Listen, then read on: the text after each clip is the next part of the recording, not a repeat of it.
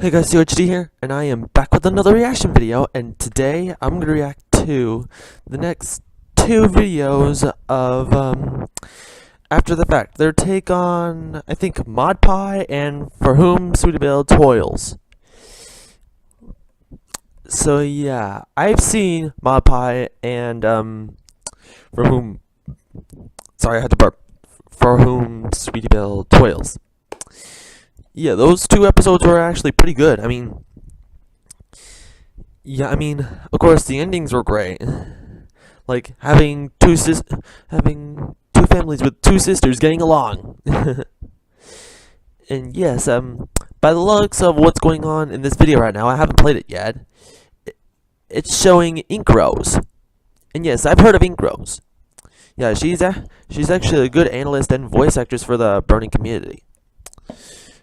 Anyways, let's get this started in 3, 2, 1, go. Do you want to do a collab?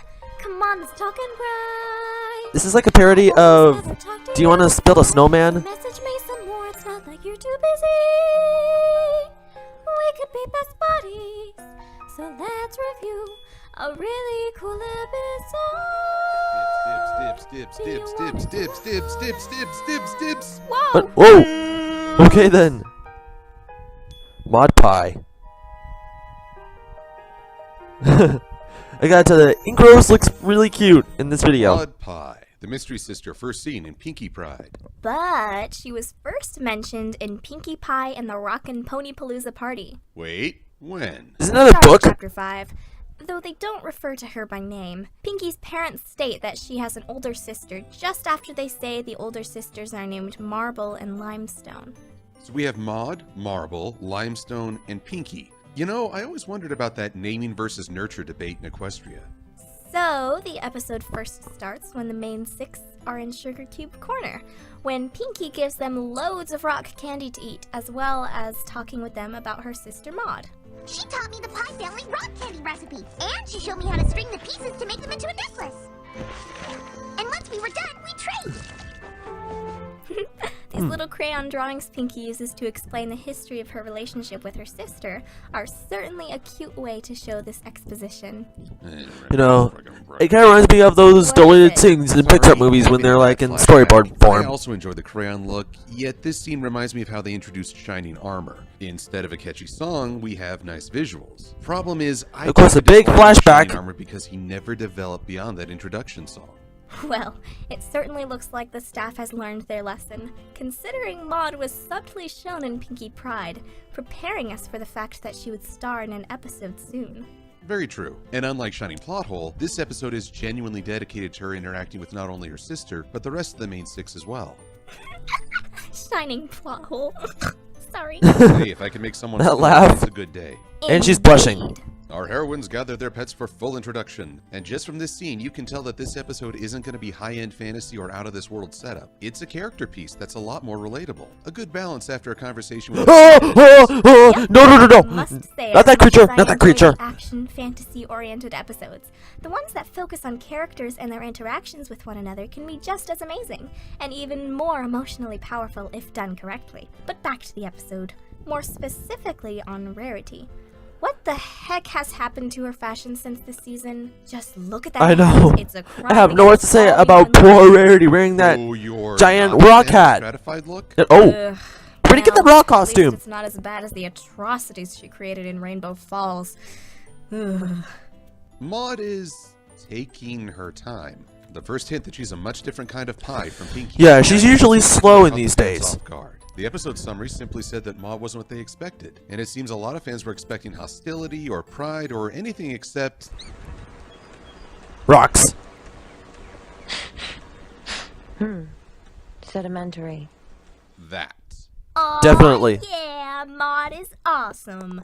Her personality certainly was not what we were expecting, just as you were saying, but I am really glad for that. It would have been so terrible if Maud had just been another mean old friend like Gilda. But no, instead she was just her own person.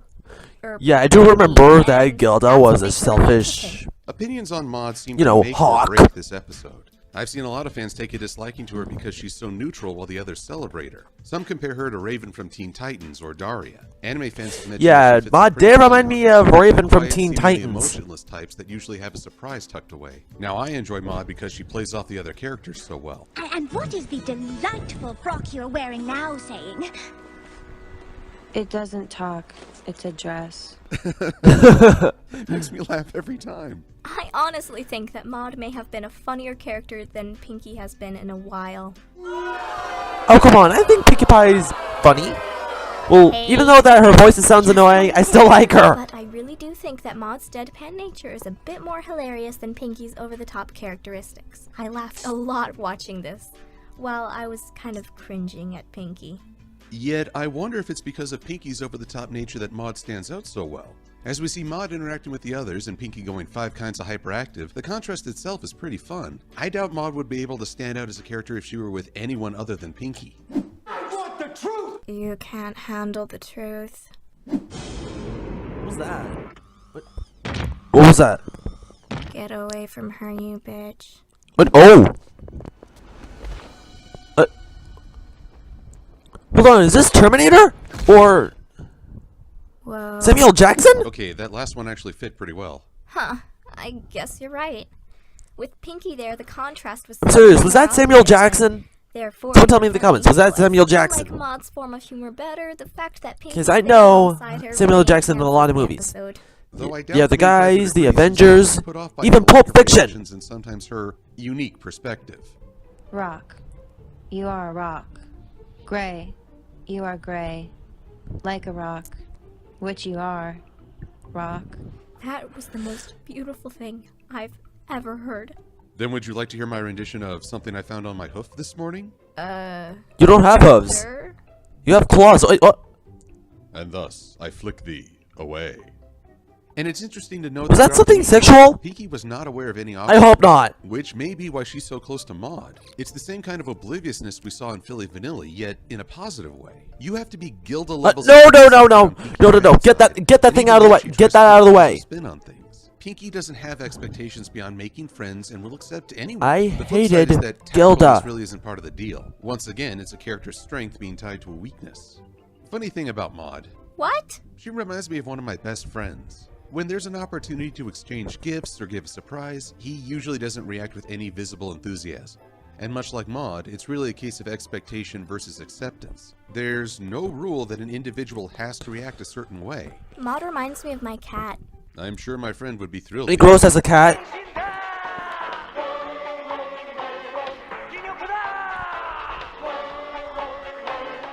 Oh, that's his Yo, we were just ringtone. talking about you. What? Yeah, surprise is in short supply, but anger is abundant. But as the tour to Awkward ends, Pinkie's friends admit that they don't feel right performing a family ritual as a sign of friendship, which I gotta say is very honest of them. That's for sure. Usually in cartoons like this, the main characters just lie their way out of tight spaces like this, which I never really liked. I appreciate how in this cartoon the main 6 are honest with Pinkie. I also like how it's Applejack who finally admits it. Way to show your element, girl! But as Fluttershy Definitely. showed us, doing the right thing may not be the happiest Even though thing that she is honest Pinkie these literally days, deflates over the I news still and think she's sends my a best tweet to the pony. library to consider what to do next. And Pinkie's depression lasts less than a minute as she bounces back to reveal Fox's new reality show. Whoa! Fox's new reality show. Although I must My Little Pony was not even owned by Fox. pretty disgusting. Anyway, Excuse me. as Pinkie demonstrates this mishmash of pony interests, she becomes stuck on the rock side of doom, and the precariously placed boulder at the top of the pile begins to fall straight towards her. Yikes! And then, as the rock is about to hit her, Yep. Maud just jumps in and saves the day.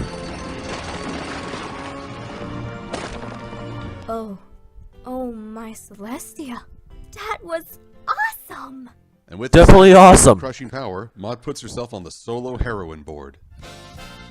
We've got Twilight earning points for her role with the Ursa Minor and blocking a flood. Applejack scores for averting a cow stampede and rescuing a cart full of elderly ponies. Fluttershy's keeping pace for helping save Rarity and the Breezies. But Rainbow Dash has the clear lead from saving Rarity, the Wonderbolts, Rarity, and Spike, and several rescues from mysterious Ne'er-do-well. Piggy's on the board for the construction site rescue. And Rarity, well, I'm sure she cheers a lot. And Spike isn't even in this episode. Oh, come on! Who cares? He saved the Crystal Empire! To be fair, it does bug me that Spike Dude, doesn't have I any love scenes with Spike. Mom. He is Pinky's friend, even if he's not a big fixture of the clique. Plus, his character definitely won't improve if he's not allowed more screen time. Point taken. Proceed. Back to Maud's super strength, a lot of fans seem to claim that this I is swear, guys, I for like Earth Spike. Ponies, and I don't agree. I don't think every Pegasus can perform a sonic rain boom, or that You only saved Rarity once back in season 1. This seems to be a power unique to Maud, who can grind stones for a snack. You might call it her God Maud. Yeah! I like to think that Earth ponies do have greater strength and plant-growing powers compared to other ponies, but I have to agree that I don't think that just any Earth pony can hurl a rock so far and with such strength that it can create a nuclear rock explosion. Speaking of which, are we What? sure Oh. no pony was hurt in that huge explosion? Yep, except for Spike. Ew. You okay there, Spike? I'll take you to the hospital. Anyway, Maud then comforts Pinky in a very well done scene, showing her concern for her sister. It's very heartwarming that her sister almost being hurt is what gets her to show some emotion and really open up. Aww. But Maud decides to leave Ponyville and go home for a spell. And since Pinky may never see her sister for a good while, she tags along. And somehow, someway, Twilight and company get there first? Well, Twi is a princess now. Perhaps she got some of those Pegasus guards to carry them all in one of those flying chariots. And we Well, couldn't see that on How come screen? she didn't use her teleportation magic? No, I'm not going to get on my Princess Twilight high horse this time. I'm not surprised that Maud didn't react to meeting an alicorn and leaving without any form. That's very in character for her. Like you say, the little acts of kindness or affection stand out way more because of her persona. And now the main five admit that while they may not share a whole lot in common, the friendship they share with Pinky is what can really bring them together. How cute! Aww. So we get the group making rock candy necklaces for their new friend, and sorry ladies, Rainbow wins this craft show. Obviously, best horse wins again. And we learned that Definitely. Maud doesn't like candy any more than she likes winning, bright colors, or blinking. But she loves Pinky, and while she may not eat the candies, she hasn't thrown a single one away. Damn, I think my DAW meter exploded. Well, looks like I can never react to cuteness again. Can you do anything, Dr. Silver? Let's run a test. Okay What's your then. reaction to this image? It's too much! Dang it. This is why I can never get a medical license. In the end, this is a very Definitely simple, never a medical straightforward episode that license. hits all the right notes. The characters are great, the humor is there, and while Maud may have suddenly appeared with minimal introduction, this episode really does make her part of the world, and I'm glad. Other fans may not go for her character, yet as a fun Sorry, I had to burp. Pinky, I think she still works. Yes, good episode oh. indeed. One of my favorites. Sure, there were some slight problems, but Maud made up for them entirely. And Ghost is dead. So... And her ghost is British. An exorcist, or Dr. Frankenstein? As long as you don't call the Ghostbusters, I'm fine, darling. More tea, please? Ghostbusters? Let's go murder a bag of Earl The Grey. Ghostbusters might show up, Next are episode they? stars Sweetie Belle. She's always good for a cuteness factor. To be honest, the costumes were the best part. Definitely. I'm going down. Sheesh, we're dropping like flies today. Uh-oh. Wait. Oh, what?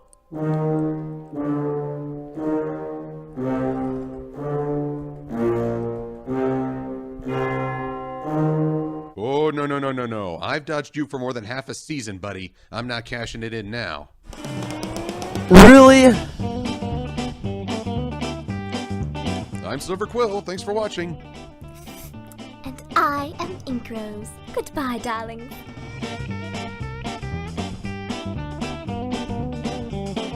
I've already checked out her channel, so that should seem enough. But oh, Buff! Do you wanna build a snowman? It doesn't have to be a snowman. Slender Pony.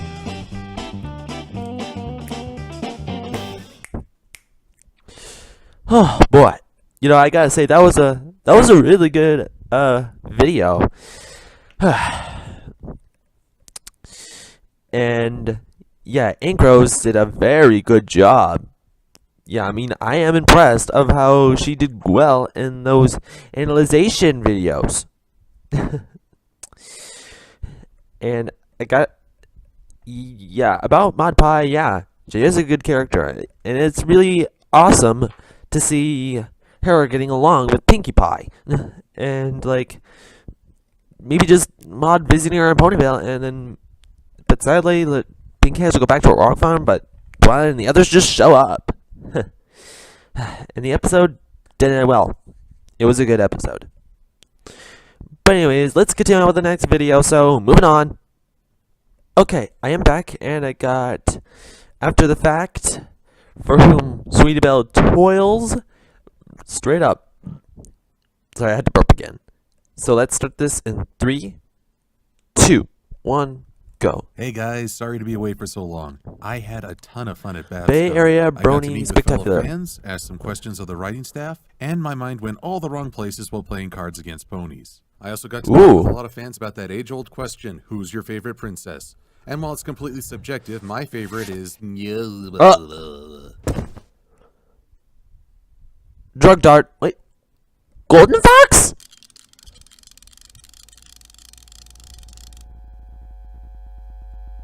Wait, what?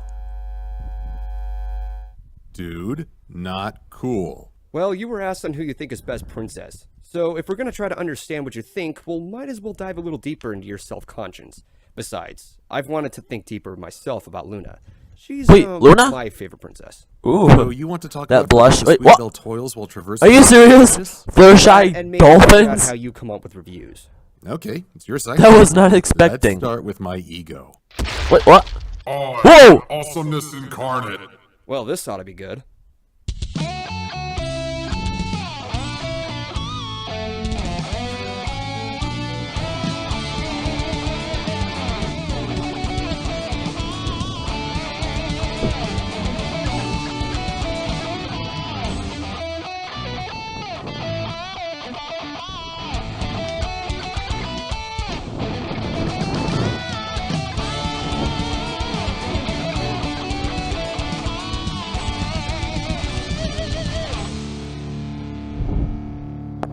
Nice.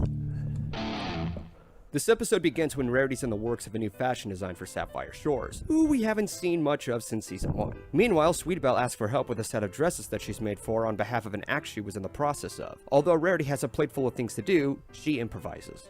Rarity and Sweetie Belle aren't really my favorite characters, yet they are the stars of my favorite episode, Sisterhood Social. So there's going to be some tough comparisons here. Right off Yeah, the bat, people this think opening feels more that exposition-heavy than Rarity normal. and Sweetie Belle Lots of are the little best, like, shows. sisters. I How mean, much info does the audience really need? I wouldn't call Not in them the best right sisters, but I do like And them. you know it's sad when the chemistry I of still think Rarity they're and good Sweetie Belle are characters. better than Apple Bloom and Applejack. I mean, they're supposed to resemble family.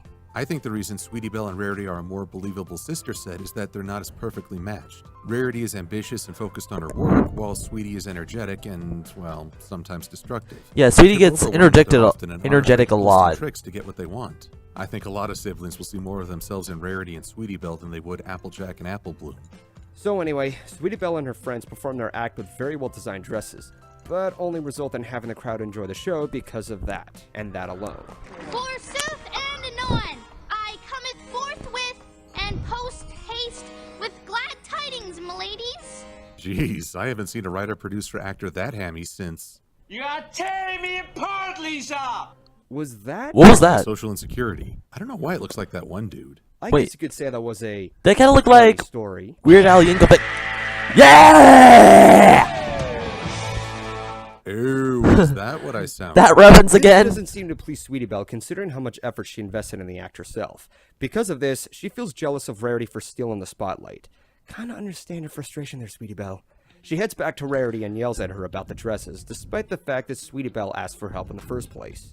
Now, here's the biggest misstep for me. Sweetie Belle rants about Rarity's insistence on just the right shade of red. Sweetie Belle, get me some red ribbon. No, that's not red, that's cherry. No, that's not red, that's cinnamon. For Pete's sake, it's all red. which means that Sweetie went into this setup with some emotional baggage. That was something the Yeah, audience I needed would to say experience that with the Sweetie Belle characters has some without type of sympathy or rage problem. frustration. As Or it is, jealousy Sweetie Belle problem. can come across as selfish, ignorant of Rarity's hard work. Yeah, she doesn't really seem to clarify her issue with Rarity very well. Because of this, it can be a little hard for the audience to understand Sweetie Belle's issues. I guess that her anger got to her so much that she couldn't be clear. I don't know. Although she could just be ticked off that none of the CMC sisters came to the play because they were helping Rarity pack up. And despite inviting their friends, all we see are adults at the after party, and Spike. Aw, cheer up. The show was great. I'll get you some punch. Whoa, Spike was helpful and likable? Have we started the dream Yeah, sequence already? Spike is always Have you likable. foreseen what we want the writers to actually But- do? Like put Spike in a better position instead of treating him There's like a one thing pile I of don't get. garbage? How come Big Rob Of course. doesn't like Why do they have to beat up on the one male character in the show? It's like such a- Spike? Sorry about that. Inner rage. It's not very big. Yep, rage is usually impotent. So, proceeding with the rest of the episode. Because Sweetie Belle isn't very happy about everything, she sneaks into Rarity's room overnight while But- oh. sleeping and attempts to sabotage her career by partially undoing the headdress. This kind of leads me to the second problem. The episode almost villainizes her character here. I get that Sweetie is in a position where she'd be so upset that she'd do something this notorious, but it's almost difficult for us to connect with her given that she's upset about everything, especially considering that she wasn't very clear with Rarity. Stealing the spotlight like you always do. It's my 5th birthday party all over again. I'm sure that will have no meaning later. Yeah, on. her It her seems that 5th Sweetie Belle's birthday frustrations party fall into was her a dream, big goner. or even an award ceremony gets But- ruined oh. by her sister. Yet now's the time for a little perspective as a familiar voice sets hundreds of fans a squealing. Whoa! Yep, I know that voice! Oh my god, it's Luna! Luna, Luna, Luna! Best princess ever!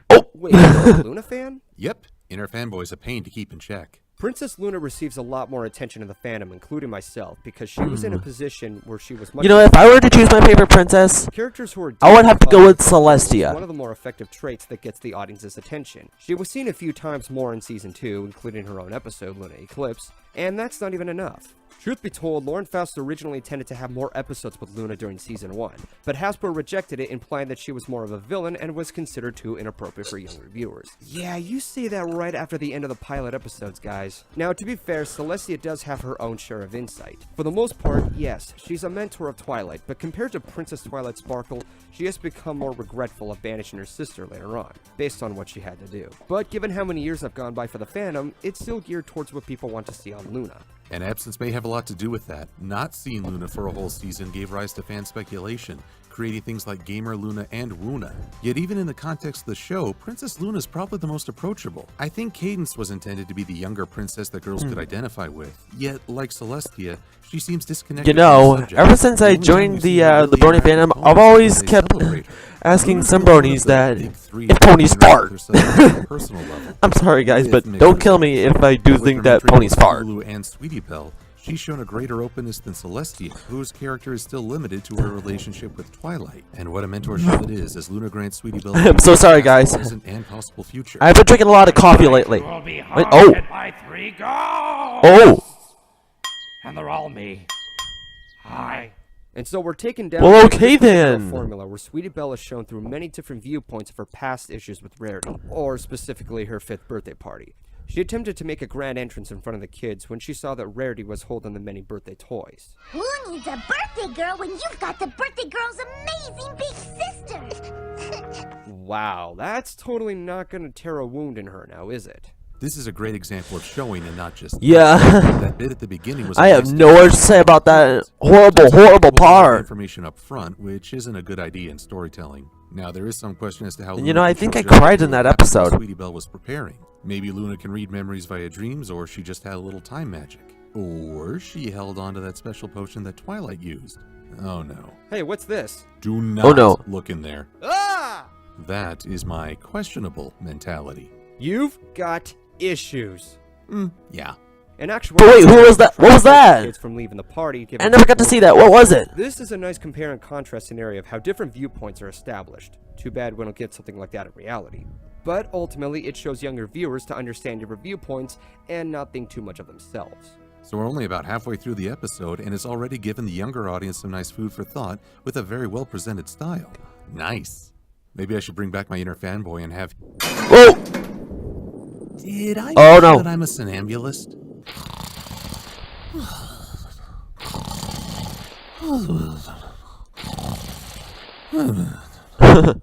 You might want to wake up now. I can't wake up until we finish the review. Well, that's just silly. And the next phase of this little carol is a what-if scenario, where Sweetie Belle sees what will happen if Rarity's headdress falls apart. And we see the consequences of what her actions are, and I can definitely feel for her when she's trapped in the ground, having legs like a changeling. Hey, we've all said it before. It was nice to see Sweetie so upset about what she'd done. Just as in Sisterhood Social, the two may get mad at one another, yet give them enough time and their genuine feelings shine through. Now, here's something I wonder. Who is in the driver's seat as the scenario gets more and more nightmarish? I've seen fans criticize Luna for being monstrous and traumatizing Sweetie Belle with these images and not helping her wake up. Yet, I wonder if this isn't Sweetie Belle's own feelings taking hold and going crazy. It's up to fan speculation and a test of your inner fanboy. Princess Luna is completely blameless. Oh, okay, because I'm not real. Luna is only providing what Sweetie Belle must do.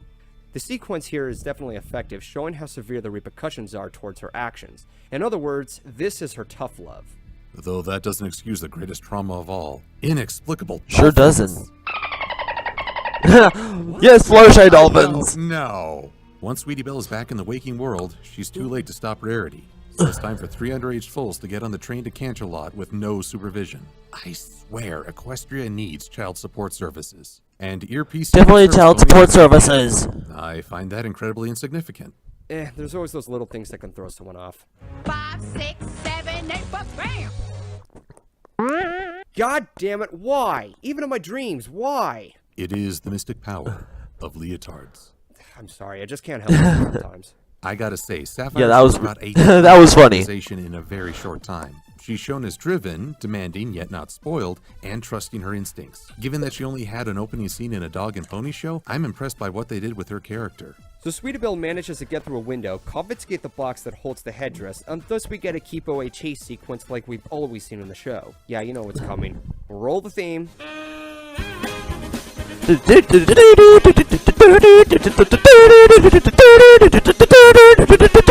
And hi, Princess Luna, who's in Sapphire Shores for no reason. Luna. That's only a little creepy. Luna confirms that this is indeed reality. Oh, come on, I don't find Luna creepy at all. Right. I mean, she's always there to help every other filly. While Celestia's hooves-off approach does have benefits, I enjoy seeing the contrast. And we find out as Sweetie Belle fesses up that dolphins are Sapphire Shore's lucky animal, which she always sees in her dreams. This dispels her doubts and Rarity gets to keep her most prominent client. Personally, I'm just glad that the dream images had a porpoise. And that's for And that ammo again. What now? Wake up! Oh.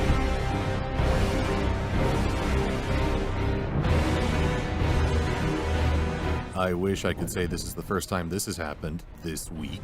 Better sum things up. This episode carries a few hiccups here and there, and it has a few missteps in parts of the narrative, but not as effectively disengaging as one would make it out to be. It's basically mixing up Sleepless in Ponyville with A Christmas Carol. It does have Luna and her screen time. Yeah, it is kind of like A Christmas Carol when you're in a dream. It almost feels like a copy and paste. I also wasn't as impressed with the dream sequence. Of course, as I was no one can see you or hear you. The dream sequences in this episode wasn't bad. In fact, putting aside its shortcomings, it does what it needs to do to get Sweetie Belle's tour of self-consciousness across. And all in all, I think it's a great episode. It's definitely become one of my favorite episodes this season, though that doesn't level up with Pinkie Pride or Princess Twilight Sparkle, as flawed of a premiere that was. But nonetheless, I love this episode. Oh, hey, do you still want to know the secret behind my reviews? We're What? about to die. Wait, Story about to of die? my life. Don't worry, it's real quick. See? Who is it? Wait, what? Hey, mister, are you a Pegasus? Oh my gosh, that's so cool. You've got wings and everything. And oh my gosh, you're a pony. I'm only half a pony, but it's a really cool half. But it's the part that does all the pooing. Who is he? My inner child.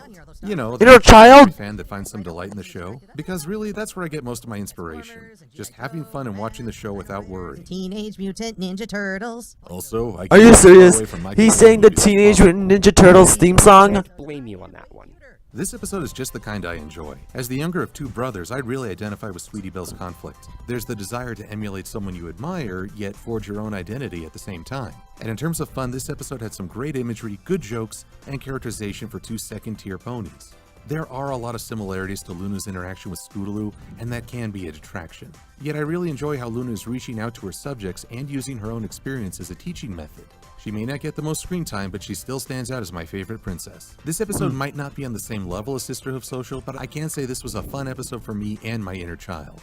And with that, I think it's time that we wake up! Wake up!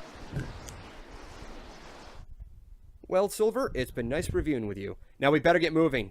Now, normally I'd be looking at another trip to the hereafter, but thanks to the support of my Patreon viewers.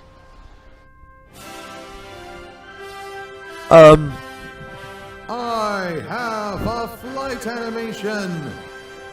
Ha! Into the wild blue, I soar. Again?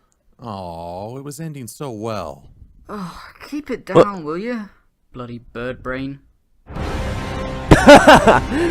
Yep, Golden Fox. You know, I checked out Golden Fox's channel already. He makes great guitar covers. You know, to like some songs and stuff.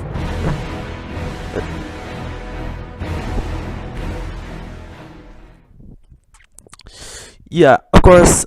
Yeah, I've seen his like guitar covers to some songs from the show, but not really all of it.